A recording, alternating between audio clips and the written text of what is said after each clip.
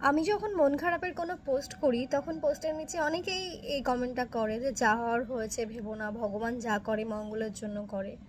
তো তাদের কাছে আমার একটাই কথা, তা আমি খারাপভাবে বলছি না, জাস্ট আমার মনে প্রশ্নটা জেগেছে, ইনফ্যাক্ট জাগে, অনেকবারই জেগেছে, এমনটা নয় যে এখন। তো তাদের কাছে আমার একটাই কথা যে ভগবান যা করে সত্যি কি সবসময় মঙ্গলের জন্য করে?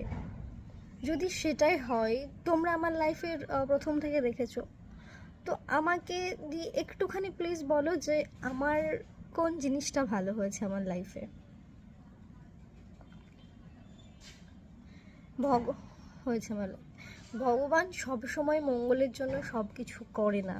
আমাদের যখন কোনো কিছু বলার থাকে না, আমাদের যখন কোনো কিছু করার থাকে না, তখন আমরা ওই একটা শব্দ, ওই একটা লাইন বলে আমরা আমাদের মনকে সান্ত্বনা দিই যে না, ভগবান যা করেন মঙ্গলের জন্যই করেন। কিন্তু সত্যিই কি তাই?